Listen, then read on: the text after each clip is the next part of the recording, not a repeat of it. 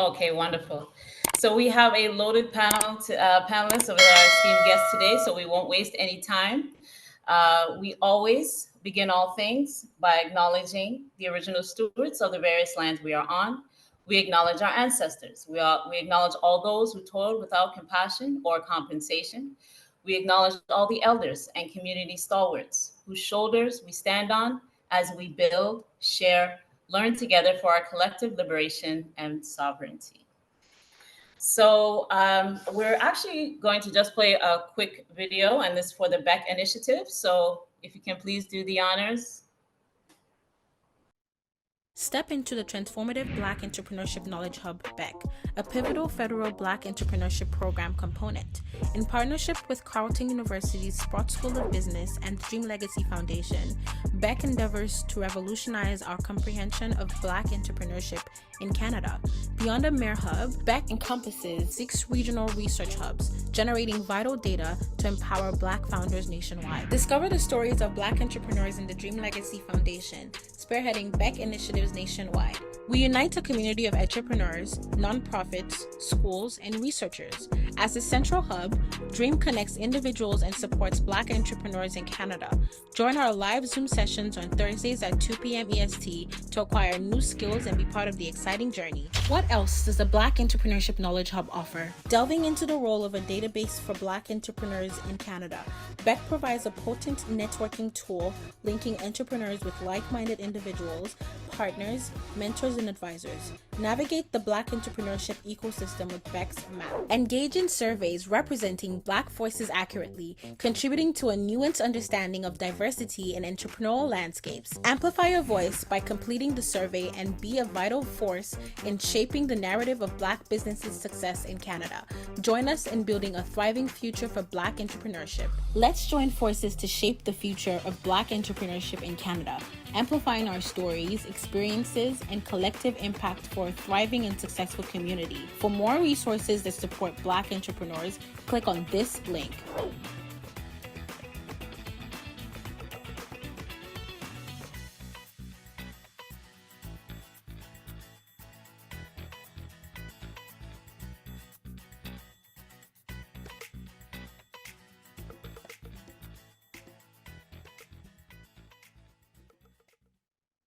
That was amazing. And I really want to just again thank everyone for showing up, being present.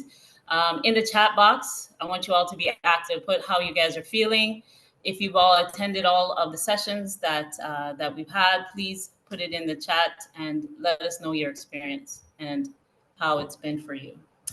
So like I said, it is 7 minutes past the hour, so we won't take much time for any extra chitter chatter. We'll get right to our esteemed guests.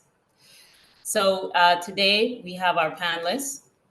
We have Dipo, Alleyne, and please, I do apologize in advance if I do mess up the last name. Please correct me, okay? But we have Dipo, Alleyne, we have Clavia, Alleyne, we have Nerissa, Allen, we have Alfred, Burgesson, we have Blessed Brooks, and Efia Teki Anna. How did I do? Please forgive me in advance. So let's start with Dipo. That's who I see first. So please introduce yourself to our listeners and viewers and tell us about your remarkable work. Thank you, everyone. Good morning if you're in the East Coast, if you're in the West Coast here. Afternoon for you if you're in the East Coast. My name is Dipo Alleyne. I'm the Executive Director of Black Business Ventures Association. This is an organization that I co-founded as well. And the work we do is working with entrepreneurs from the Black community in Western Canada that are pursuing their technology and innovation project. We are part of the Black Ecosystem Program, and that's a federally funded Black entrepreneurship program to support Black entrepreneurs across Canada. And the work we do is really trying to bridge that divide between the technology and innovation ecosystem and the Black community, and many of people within our community that are building great products that are trying to get it to the market and are trying to build wonderful companies out there. Happy to be here today and happy to share my learning journey experience. Thank you. Amazing. Thank you so much. And if I didn't mention it before, it's called the Black Entrepreneurship Ecosystem in Canada. Okay. So just to clarify that. And Clavia, how about you? Yes, good morning, everyone. My name is Clavia, Alleyne. I'm the Vice President and co-founder of the Black Business Association of BC. And for those of you who haven't heard of us, what we basically focus on is, I guess, entrepreneurial empowerment for Black entrepreneurs. So that's business, whether it's capacity expansion, whether it's business services, support services, whatever we can do to help you expand the capacity of your business, to help you pivot, shift, whatever supports we can provide on a business, from a business standpoint, we try to endeavor our best to provide those services to entrepreneurs. We have youth programs as well. There's a lot of things that we do, and I guess I can leave some of that information for Nerissa. She's also the co-founder, and she can pretty much fill in the gaps. Perfect. We'll go right to Nerissa. Hi, good day, everyone. Thanks for having me. It's an honor to be amongst so many wonderful members of our Black community. So my name is Nerissa Allen, co-founder of the Black Business Association of BC. And as Clavia mentioned, we provide various support services.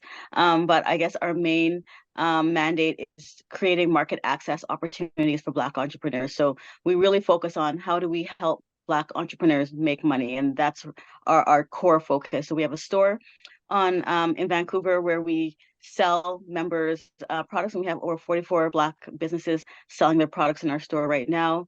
We look for international market access opportunities. We've taken members to Ghana this past December to look for investment opportunities.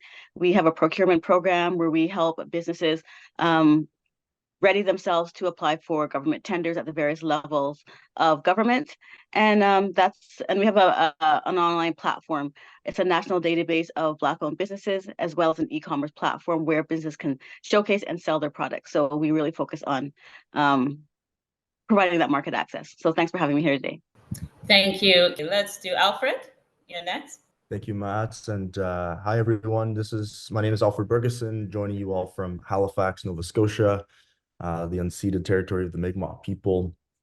And happy to be here. I'm the founder CEO of Tribe Network, and we describe ourselves as an entrepreneurship and innovation hub for racialized entrepreneurs. We're also a partner within the Black entrepreneurship ecosystem, and we are, we have the honor of working with many of the partners here and across the country in serving Black entrepreneurs. Our focus area through BEP is focusing on Black entrepreneurs in Atlantic Canada. And so we provide them access to resources like mentorship, coaching, grant funding, educational workshops, connections to banks, connections to the VC ecosystem. And we're really proud of the work that we've been able to do in the last couple of years and look forward to this discussion. I'll also share in the chat a link to our impact report where you can learn a lot more about Tribe and what we do. Thank you. Amazing. Yes. I am a member. I need to be more active. I will admit to that, but I definitely will. So please, for sure. Okay. And Effia, please, you're next. Good afternoon, everyone. My name is Effia, and I am here from Vaughan, which is just outside Toronto, Ontario. I say I'm every woman just because I wear so many different hats. First of all, I'm a mom of 3, so I'll start there. That's one of the most rewarding roles I carry. But I'm also the owner and visionary behind African Royalty, which is an African fashion accessories business. So something like this that I'm wearing is one of our custom pieces that we make for clients. I'll put all my information in the chat for that. So that's a business I started about 10 years ago this year. And so we're scaling that. It's been a side hustle and something I paid attention to, not type thing. So really working on that. I'm also a program manager for Black Girls Inc., which is a program designed to help Black women who are entrepreneurs or wanting to be entrepreneurs to try and figure out what it is that they need to get into the business of owning their own business, as well as what they need to do to scale their businesses. So that's connecting them with banks, people who do social media stuff, Google, and things like that. So it's an incubator as well. I also own a consultancy firm called Rise and Royalty. And I'm full-time a program manager at YACE, which is a community organization that tries to help in prevention and intervention of community violence for youth that are ages 6 to 29. So I carry a lot of hats, but my goal is to help Black people to be better and to do better. whether that's through entrepreneurship or basic safety and life skills, right? To get to a point where they can then look into owning their own businesses or being successful in whatever they choose to do. So overall, that is my goal. That is what I do in every facet of my life. And that's what I want to continue to do. Amazing. You are an amazing woman that I truly, I wish I had 50, 80 more years to see how you're going to become, because I know it's just a rising star for sure. And last but definitely not least, please bless it. Good afternoon, everyone. Thank you so much for the honor to be here. As she said, my name is Blessed Brooks. I can definitely relate to Effie's statement about being every woman and multiple hats. I'll just own in on a few. I started the Yoni Spa about 6 years ago now, due to my own health issues and wanting to support my community and providing support. I went on to become a fertility doula because of that work, and helped a lot of women overcome constant reproductive health issues. And in doing that work, I would constantly meet women who were either in health, wellness, and beauty, or needed support in those areas. And I would always be sharing resources and whatever I knew or could share to help them out. And so it was because of that initiative and that passion that I started Her Network. And HER is an acronym that is HERR for Health, Aesthetics, Retail, and Resources. And so with that, we support people who are starting their business, as well as looking for co-working spaces, networking opportunities, and resources for funding, getting established with their branding and things like that. So we support the BIPOC community there. And we recently got a space. So that's now a space that we can use for events. Thank you so much. And co-working. So I was my own avatar. I was working out of my home, and I wanted to create a space that we could have a commercial address, whether it's a virtual address or a physical location for pop-ups.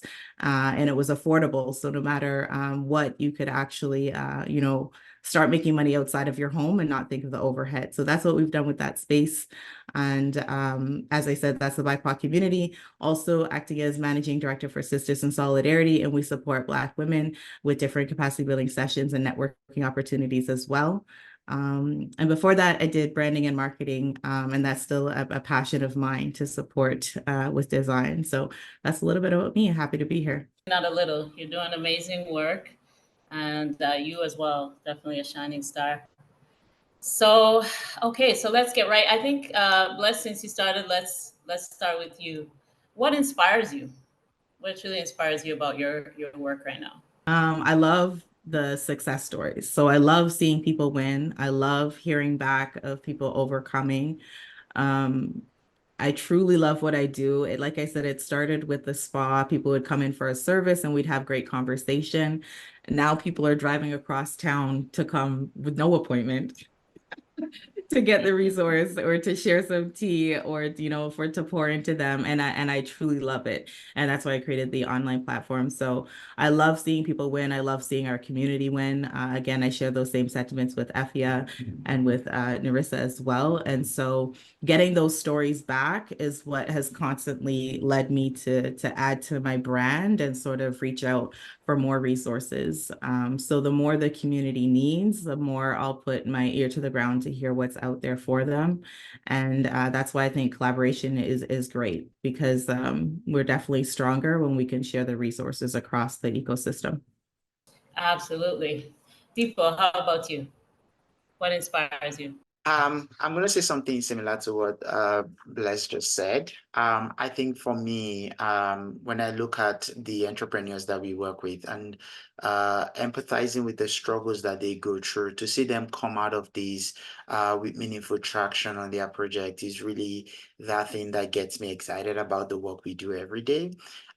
We have a lot of brilliance in our community. I think for a long time, there's not been that opportunity for many of them to showcase what they've got. In the past few years, we've seen a lot of success stories starting to come out. And really, that's a testament to the value that we can create. Looking over and seeing people that have had to do a lot of sacrifices, because being an entrepreneur is not easy. Seeing them pursue this and seeing them succeed through it is really what motivates me. to top it up, is just looking forward to seeing our first Black Canadian unicorn. I think that will be a huge milestone, and the work we're doing today, many members of the table here doing, is what's going to lead us there.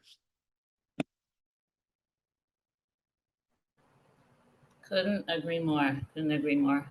And Nerissa, how about you? What inspired you? I think it's the same as all the rest have said. It's watching our community grow out of the weeds. We've been in a dark place for some time, and I think as ecosystem partners, all of the efforts that we're putting together, we're starting to see the fruits of our labor. And when we see our members grow, when we see the Black entrepreneurs thrive, their businesses scaling, they're hiring, they're making more money, they're at tables where we weren't at tables before. Those are all things that make us so provide these platforms to support and help however we can. And it's not always the same help that is going to be every day. We don't know what we're going to be challenged or faced with today or tomorrow, but we all come together every day to say, okay, what is needed? How can we help? And let's do it. And it's very inspiring. And I love to see how we've come together as an ecosystem to support our people and to make sure our community is thriving and is going to thrive for the rest of the generations to come. So yeah. Again, totally agree. This is, very inspirational and a generational monument that's happening right now, especially with all of the series. It's really making a huge impact and will for future generation. How about you, Alfred? It's a good question. I think for me, my entrepreneurship journey began in high school, and in my first year in university, I was running my first business, and I walked into an innovation hub in Halifax, and this is a publicly funded space, right? Across Canada, there are several different innovation hubs, and most of them are publicly funded spaces. And when I walked into the one in Halifax, I didn't see us in there. And I didn't see us from a membership standpoint. I didn't see us represented on their team, on their staff, on their board. And so right away back then, I knew something was off. And that's when the seed for Tribe Network kind of was planted for me, was back in 2016 when I had that experience. So that experience of being in a space where I didn't feel like I belonged definitely inspired me and motivated me to explore the possibility of building something different. And I think, to answer the question, like, that personal experience inspired me. And then, during COVID, I had the opportunity to work with Senator Colin Deacon and do some research around Black entrepreneurship. I'll put a link to that in the chat as well for folks who may have not seen it. But having that experience that I had, be validated, and hearing from hundreds of entrepreneurs, Black entrepreneurs across the country who also said they didn't feel like they belonged, or they didn't get the service that they were looking for from chambers of commerce, from banks. Those sorts of experiences definitely motivated and inspired me, and continue to inspire me to this day, because we still hear stories of people who are not getting the service that they deserve. So I think some of those kind of experiences have been key drivers for me. Powerful. Effia? Okay. Yeah, so somewhat like what Alfred said, my entrepreneurship journey began in high school. I was selling, it was called Effia's Cupcakes and Things. I was selling chocolate lollipops and cupcakes to students and staff. I got the support from some teachers and my peers, and ultimately we shut down, but that was the beginning, because I guess you can't be selling stuff at school. But I definitely started there, and I got the support from my peers. And for me, it was the spark of something, right? And the support I received. And so I did that business, didn't work out. I've done a million other things that didn't work out, but I was able to push through those things and understand that this is who I am as a person. I'm not just a small business owner, I'm an entrepreneur. And so with that thought, And the support I've gotten from my friends and family and people who have been, oh, they support this business, they support this business, they support this business. I've been able to continue to keep growing, you know, and whatever it is that I choose to do. But then also be able to share that story with somebody who's just beginning, who thinks, oh, maybe I can't do this, or I tried something before and I failed. Failure is part of the process, you know? And so it's important that you have people who let you know that, yeah, things didn't work out for me, but I'm making things work now, you know? And so that's part of the message that I want to continue to spread. The mentorship aspect of it that I've gotten, Black Girls Inc. kind of came to me during COVID. And my mentor, Shernette, she actually came to me with the program and said, listen, I'm giving you an opportunity, create a 6-week program that's meant for women. This is the parameters, go. And she gave me that and we created it and we did it. We've had to kind of go back to the drawing board as to how to continue to help these women, but we did it. We started. Some of the women are on here today, and they were able to go through the process. We still connect in the WhatsApp group. We're still helping each other, we're still supporting each other, things like that. And that's, for me, one of the main things that continues to inspire me is seeing that camaraderie, that support. I've been to Atlanta 4 times in the past 2 years. And when you go there, the feeling of togetherness that you see with Black people, you walk around and that person's driving a big car. And I'm like, I don't know what you do, but good for you. You go to their stores, you see, and you just want to support. I want to spend my money. I want to give you my money because I want to show you support, because I know you support people who look like me. And that's important. And while we have this universe on the internet, in Toronto, I feel like that's something that we really need to build. And supporting one another and building those networks in person, going to each other's things. And I know there are a lot of people doing those, and we need to come together and just be a bigger system together, right? So things like this ecosystem is important, because you need to see yourself in business. You need to see yourself in success, right? And once you do that, it's easier to think that, hey, I could do that, right? So long-winded, but yeah, a lot of things inspire me, and I'm hopeful for the future for Black people. Money is the universal language. And when you have that, you have power. And that's what people listen to. And when you have that, you're able to then advocate for yourself, for your people, and put yourselves in better situations for your family, for your mental health, for all of that. And so that's where I come from in the economic standpoint. Amazing. I mean, the power, the energy, the passion is definitely heard. And I hope everyone here heard it and felt it. And make it be contagious. And last but not least, Clavia, please. Hi, thanks, Matt. I think my inspiration comes from, I guess, seeing the change in I think the consciousness from when I was young till now. I think I've seen like our community, I don't know if they've come to some kind of realization, you know, with all the problems and the struggles and stuff we've been going through, especially since COVID, you know, George Floyd, the whole mix. And I think we've seen that energy start to coalesce and start to form these strong bonds. And we have people and organizations like what Victor is doing and everyone in this group. And we're starting to really make solid connections to really empower our people. And I think that's what inspires me, to see the growth, to see the change, to see the impact that what we're doing, that what Black people are doing to collectively help Black people. And I think, you know, that's something that we've been kind of working on for a long time, and it's going to continue to be a challenge. But that's one thing that really inspires me, to see the change, to see the connection that we have from amongst the diaspora. We've been to Ghana a couple of times now. Ghana feels like a second home to me. So that connection with the motherland, I think that's important, because for us being from the diaspora, I'm from Barbados original, but having that connection with Africa and Ghana directly.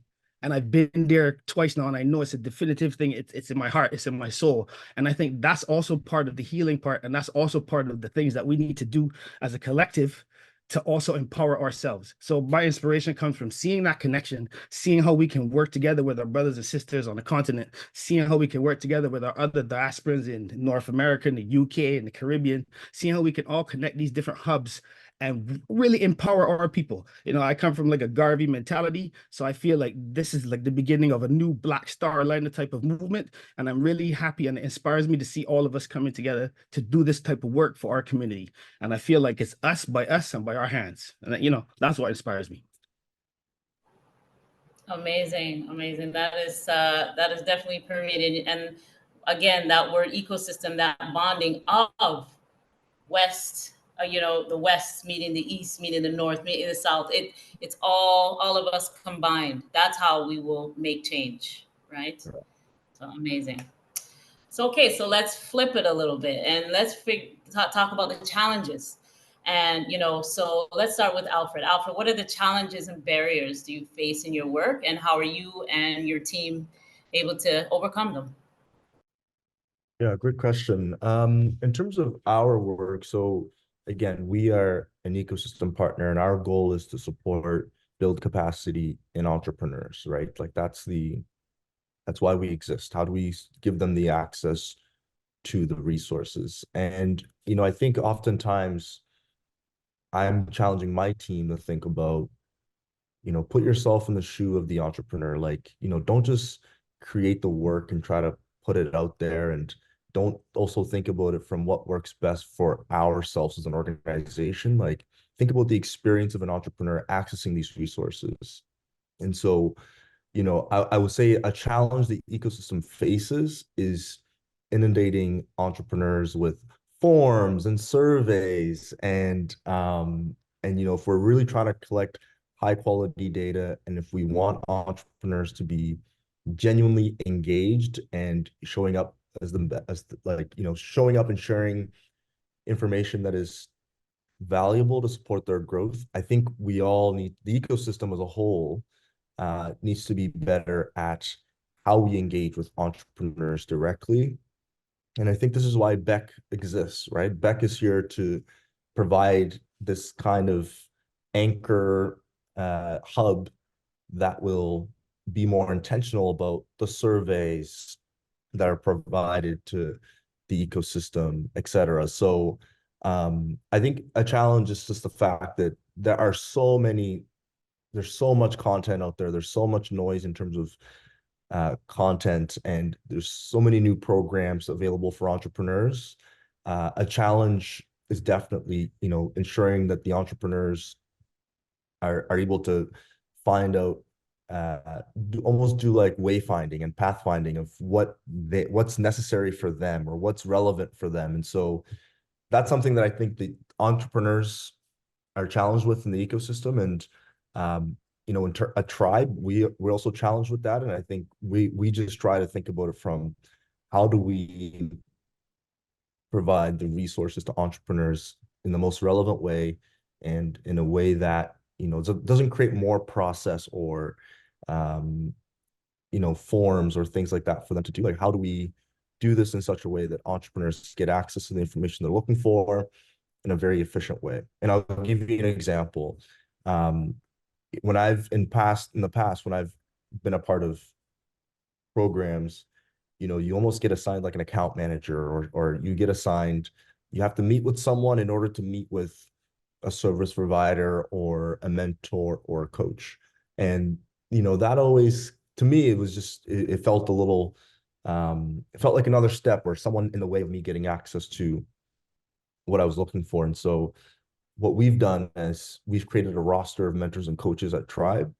And these are former entrepreneurs, current entrepreneurs, subject matter experts in marketing, finance, accounting, bookkeeping.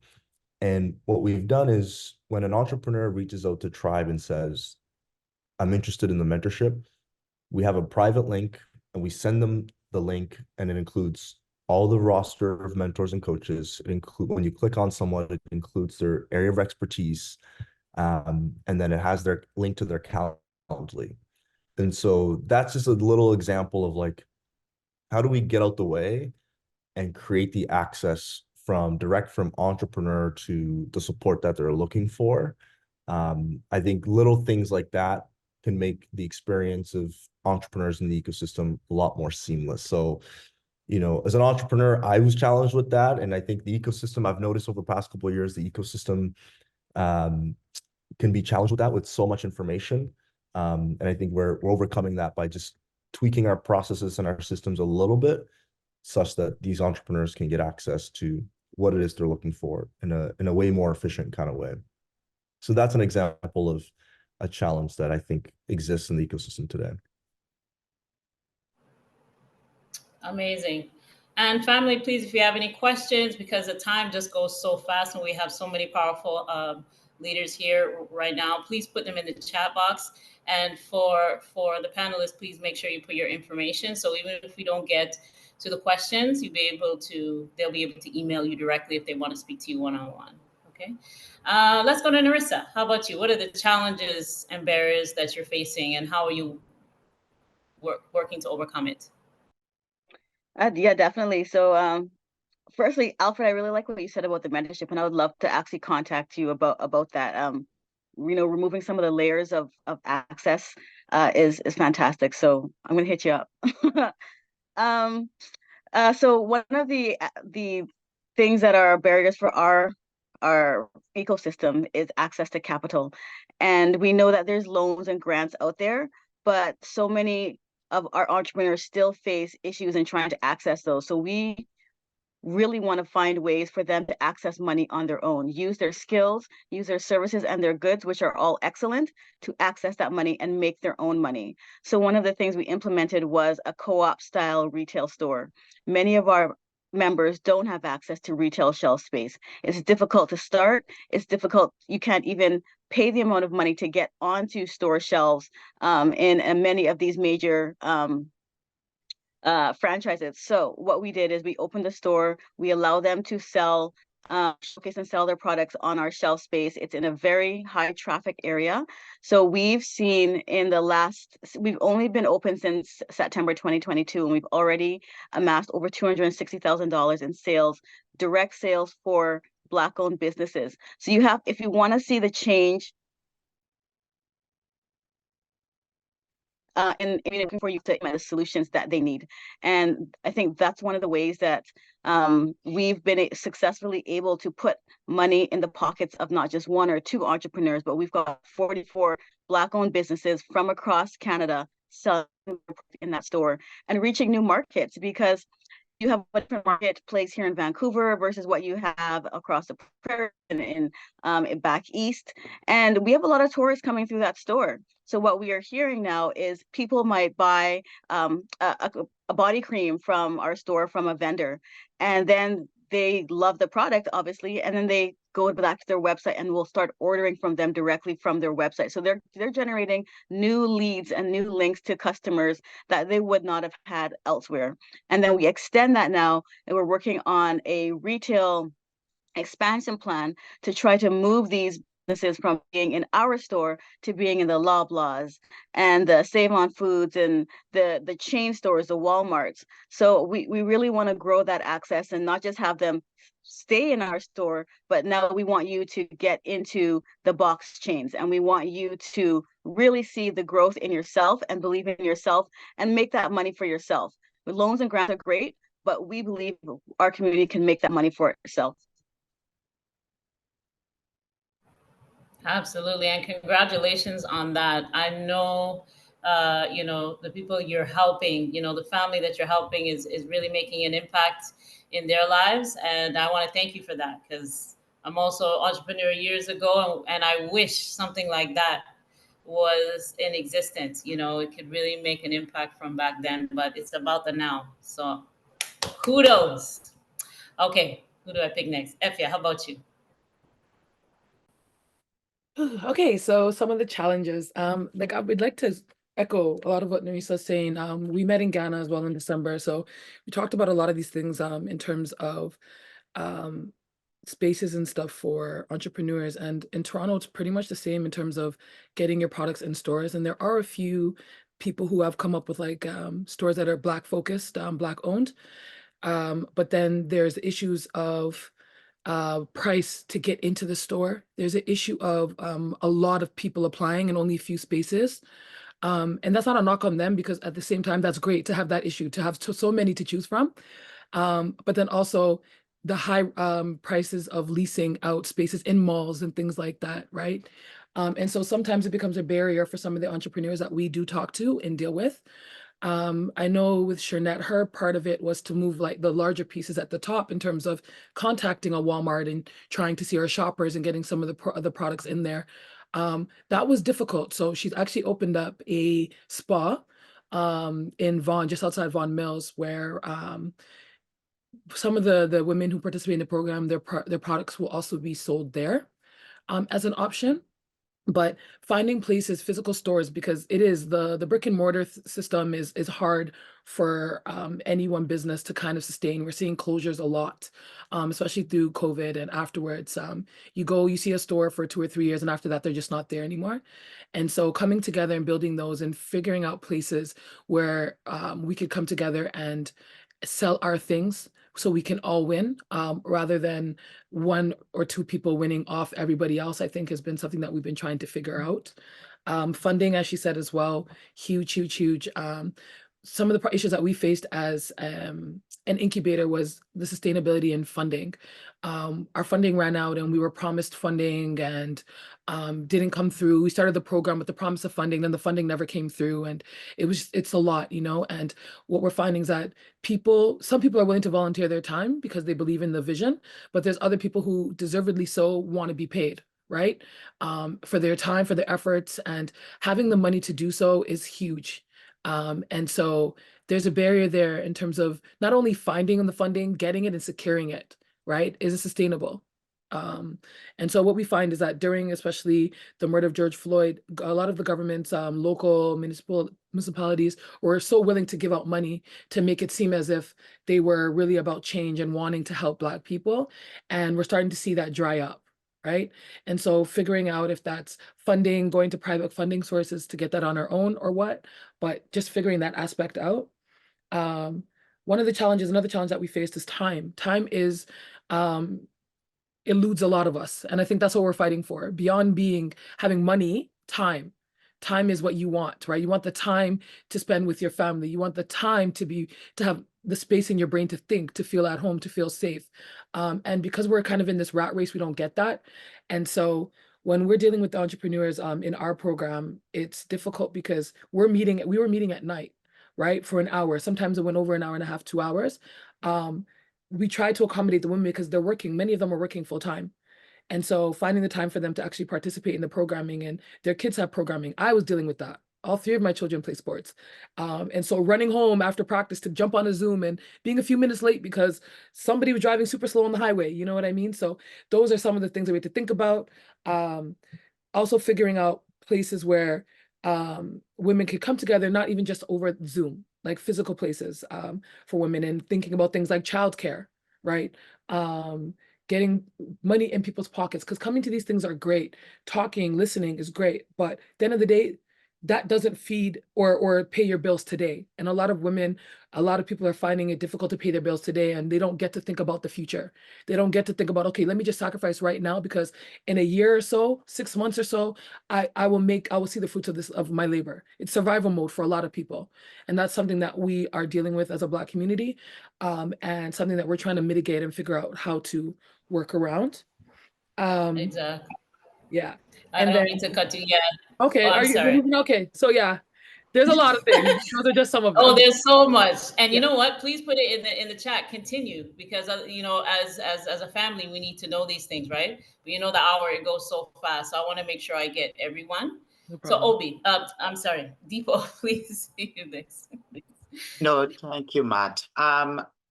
So in terms of the problem that we face, I think, I'd like to actually kind of share that context of the problem that we're trying to solve now. We are addressing a generation, decades, centuries of the Black community being in a position where they've had to struggle economically, they've had to struggle socially. And, there's been a lot of support that we've gotten over the past few years to try to bridge this. But the work we do is just a small component of a broader work that's needed in our community. And when we think about how little the resource that we have to do this work, we then realize that we're in a position where we need to have to start prioritizing how to make the most of this moment, because we don't know how long we'll still keep having these resources to do the work or still keep getting that support. I think the point that I'm trying to create here is that we have a Black community, we have the Black business community, we have a broader community, all of us from different locations here, but experiencing similar challenges. And to solve that, it's beyond the work we do right now as organizations that are trying to serve the Black community. I think it's multi-dynamic and the community has a role as well to play for it. Many of the entrepreneurs that we support, we have more needs and more requests than we have the capacity, the time, and the resources that we can provide. And of course, we can continue to ask different systems, the government, and all these other resources to try and help it, but that's not going to be enough. We need the community as well. I think we need to almost create a Black economy for ourselves, because for communities that have a lot more resources, they back each other, but we don't as much. We don't. And when we think about how we can create a lasting impact and make the most of the opportunity that we have right now, we need to back ourselves. We need to back ourselves by, supporting our businesses. We need to back ourselves by lending a help to someone where you may not directly benefit from it. We need to back ourselves in ways in which we need to pull each other up. Other communities are doing it and we're not doing that as much. And we need not just those that are working in the nonprofit space trying to support businesses, but we need those in academia, we need our researchers, we need everyone on board to try and make the most of this opportunity, because right now we have progress being made and we need to continue to leverage on that progress. So what problem are we facing? The problem we're facing is that we need a community to come together more. We've been doing that over the past few months, but we need more of it. We need more of it to support our entrepreneurs. We need more of it to support our businesses.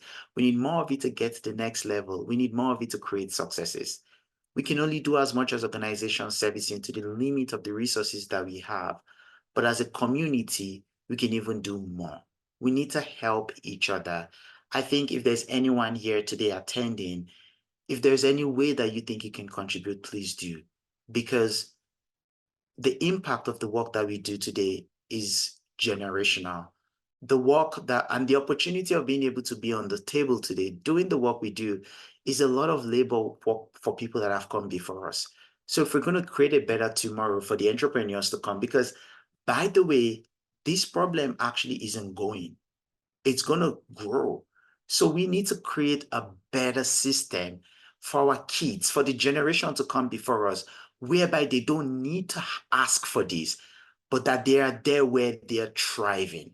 And so if we look at the work we do today, not in the lens of the 2, 3, 4 years we've done, or the 5, 6 years or 7 or 8 years we can do, but see it as generations to come, we need to build a foundation that will enable a Black entrepreneur to succeed, not necessarily just from the perspective of getting direct support from organizations like us, but being able to succeed without the need of organizations like us. And we need the community to achieve that.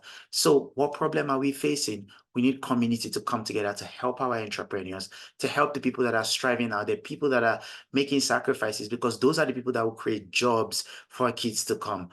We're in a community where I have many friends and colleagues and families with kids that are in the university systems or graduating, and they're looking for their first internship opportunity. And oftentimes, the Black economy can be the opportunity where you can lend your brother, your sister, your cousin, that first job, that first opportunity to break through. So this work we do, we need all hands on deck. It's multifaceted. Organizations can only do as much. Thank you. Exactly. Clavia, Blessed, do you agree with that? Would you put thumbs up so I can get to the next question? Is that okay? Did Yeah, you 2 think you seconds. Well, summarized that?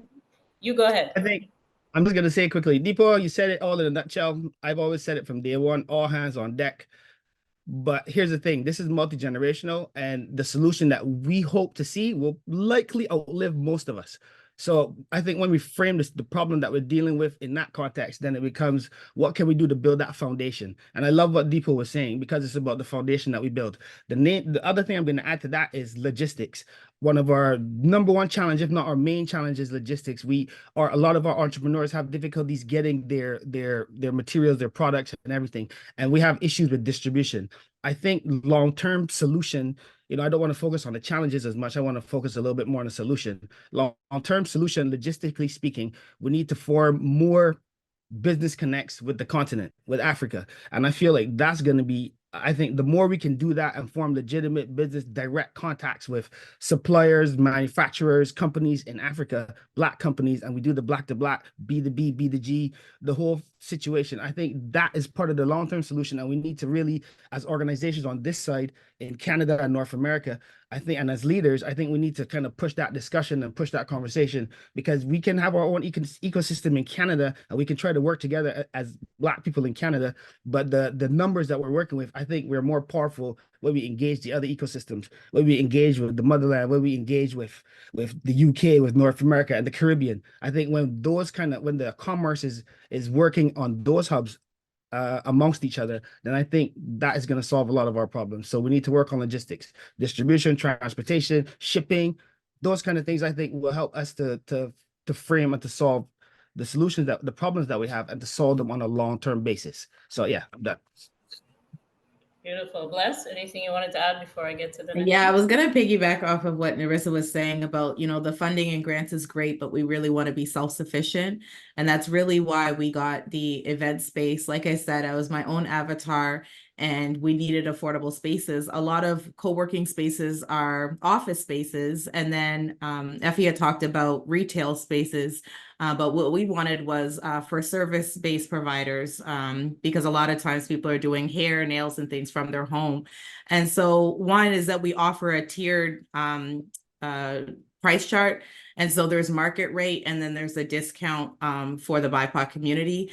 And then we also, the other issue is a lot of times grants don't include salaries when you're a startup.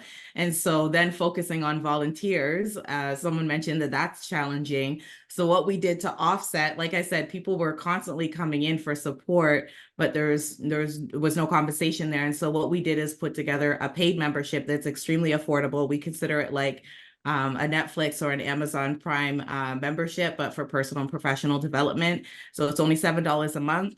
And with that, you get an additional 50% off your renting. So you're able to rent this space as low as $25 an hour if you're on the VIP membership. And that's how we were able to sort of combat the fact that we didn't have funding to cover the cost of all the support we needed. So that's, goes to being self-sufficient. And like I said, the space itself is to develop a revenue stream, being an event space, but a solution to the entrepreneurs. So that's sort of how we're trying to combat those challenges. I just want to quickly address the question in the chat around rest and taking a moment to relax. I'm going to touch on that because we've all talked about time and needing more support and needing more hands on deck. And mine is just that I listen to my body, because sometimes I can go and go and go, but when my body tells me no, I listen. And I think it sounds simple, but if some people just did that, like listen to your body when it's like, it's tired, you've gone too many, burning the midnight oil, too many nights back to back. I think just that simple step of listening and being like, tonight I'm not going to, even though I have all these things on my desk, I think makes all the difference. So like I said, I think it's simple and effective, and I'll leave it there. Thank you. Beautiful, beautiful. Every single response was dynamic and something to think about and take away. There's somebody once said, with pain comes change. So I think all of us can really relate to that. So here's what I'm going to do. I'm going to combine these last two questions because they're pretty relative, and that's how we'll be able to get these last two in. So let's start with Alfred. So how do you feel about the future of Black entrepreneurship ecosystem in Canada, and your closing thoughts, like your call to action in that regard? You know what I'm saying? Help me, let me know if that makes sense. Yeah, that makes a lot of sense, Matt. My closing remarks in terms of the future and the opportunity is definitely around capital. And Nerissa, I love what you're doing in terms of ensuring that these businesses have revenue, and I think when I think about capital as well, it's great to have Face. Face is a great addition to the ecosystem. The banks are lagging behind, so we do need Face in the ecosystem. We need more venture capital, so we need to get more capital in the hands of entrepreneurs. And venture capital is also an asset class which that can happen. And so, you know, making investments, and this also goes down with what Dipo was saying earlier about supporting our founders, investing in them. And, you know, we need to ensure that we have more Black-led venture funds in Canada. This is something that folks in the States have done a really good job at, is establishing more Black-led VCs. Now they are dealing with various elements down in the States related to lawsuits and things like that. However, the establishment of Black-led funds have led to an increase in businesses that are supported for sure down south in the north in the States. So, you know, right now in Canada, we have BKR Capital, led by Isaac and Lise. And, you know, I think there's room for more. I know Black Opportunity Fund is going to be building their own investment fund. And I know Dipo and his team are doing some great work out on the West Coast, thinking about that and looking at that as a possibility. And my team at Tribe is looking at that as a possibility. But we need to have diversified ways of investing in entrepreneurs. It can't just be loans and grants. You know, the ecosystem folks are working hard to ensure that these folks have viable businesses that can, you know, have revenue, solid revenue, and connect them with different banks and grant folks. But we also need equity. We need to be able to make equity investments into Black founders. And so venture funds is a way that I think we can develop the ecosystem even further. That way we ourselves as a community can also invest equity into businesses across the country. So those would be my closing remarks. And Matt, I just want to say thank you to you all for listening, for being here. I hope what I had to offer was valuable. And I'll put my information in the chat in case anyone's interested in reaching out. Thank you. I appreciate that so much. How about you, Nerissa? My closing remarks would be, we have an event called AfroWorld Expo coming up in June. It's June 1st and 2nd. It's a 2-day event. It's a marketplace of vendors. So like I said, we want to put money in businesses' hands. So we provide opportunities for them to make money. This is an expo, the biggest expo in Western Canada of Black-owned businesses. We're at the Vancouver Convention Center. No matter where you are in Canada, if you are interested in attending and showcasing your business at that event, I think I put the link in the chat, afroworldexpo.com. You can sign up to be a vendor there. If you happen to be out here, if you live in Vancouver, please come out and attend the event, even if it's just to support the businesses that are there and buy their products and you know, check out their services. We also have the second day is going to be all about artists, because I think a lot of the times we forget that artists are entrepreneurs and we need to support them as well. So the second day is just going to be a showcase of artistry, whether they're drummers or dancers or singers or whatever they do in the entertainment and artistic field. That day is we have a main stage, and we're just going to like have artist after artist after artist showcase their skills and their talents, come out and support that as well. We need to showcase our businesses. We need to help them to make money. And the only way to do that is to provide them with the platforms to be able to do so. So those would be my closing remarks. Thank you so much for having me here today. It was a real blessing to be here with each and every one of you. And thank you, Mahat, for moderating this wonderfully. Oh, thank you. Appreciate you so much. And Effia, how about yourself? Yeah, so my closing remarks is that attending things like this is very helpful. Being able to network with people who look like you and getting an understanding, and may spark new ideas. I echo what Alfred said in terms of funding venture capitalism by Black people for Black people.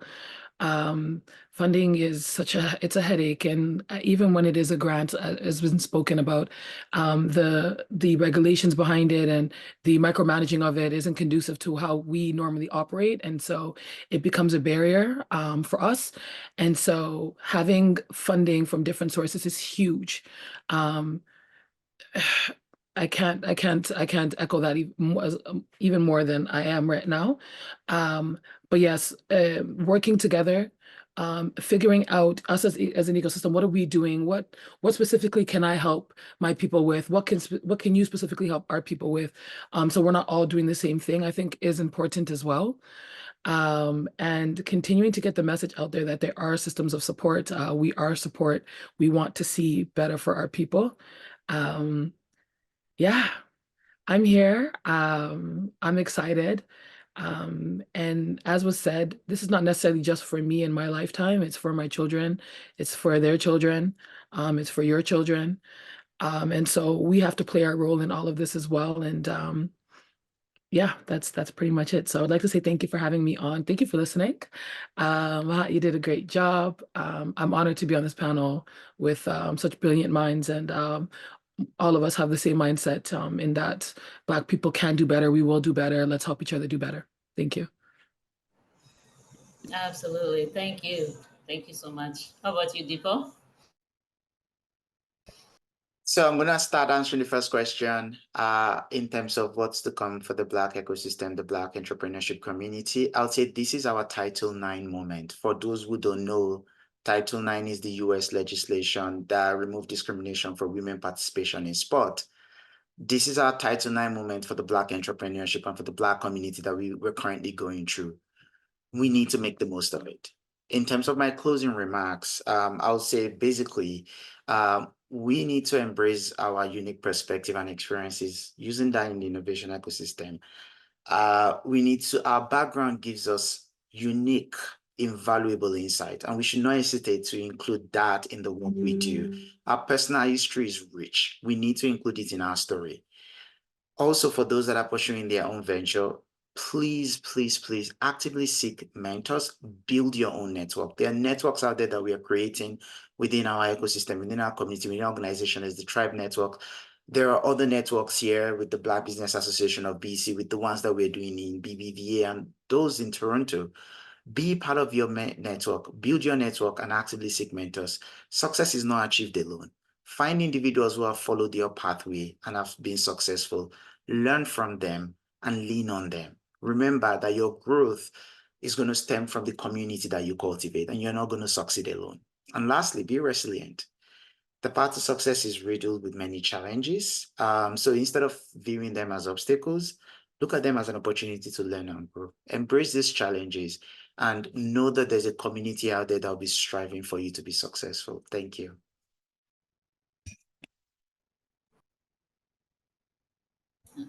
Playing with me. Thank you so much, Dipo. That was powerful words. We really appreciate you and appreciate you taking the time to coming on. How about you, Clavia? Sorry. Thanks, Matt. I don't really need to add much. Everyone has pretty much covered all of the bases. I think we have a huge challenge on our hand, but I see the infinite potential in this group. We have the potential and we have the capacity, the skills, and the manpower to actually solve our own problem and to kind of elevate our community. The only one thing I'm going to add to that, everyone has said everything. It's a long list of stuff we have to do. We know it. The only thing I'm going to add is please don't forget the continent. I'm big on the Pan-African thing, and I'm big on us connecting back to the motherland, not just culturally, spiritually, but also economically. And I think there's lots of opportunities for us in the Black ecosystem in Canada to create, to even help to build and nurture a Black entrepreneurial ecosystem in another country, whether it's Ghana, West Africa, East Africa, it doesn't matter where. I think there's a lot of opportunity and a lot of potential for us to make connections there business-wise or economically, and to empower our brothers and sisters, whether they're in Africa or the Caribbean or any other, in the world. So I want to encourage we use technology to our advantage to connect the different hubs, to disseminate the information, to make the resources accessible to our community. Yeah, those are all great, but I also want to emphasize the connection in terms of B2B and B2G with Africa and the other hubs. I think once we start working in the network amongst each other, I think that is going to build a foundation for us to get the results that we want to see in the future. And I think, yeah, we all have it. We all have the right mission. We have the right purpose, and our heart's all in the right place. We just need to connect the dots. So thank you all for having us. I appreciate all of you, and I really wish you all the best because we need to build this. The time is now, and the people are us. Thank you. So true. The time is now. And last, but of course, definitely not least, Bless, please close us out.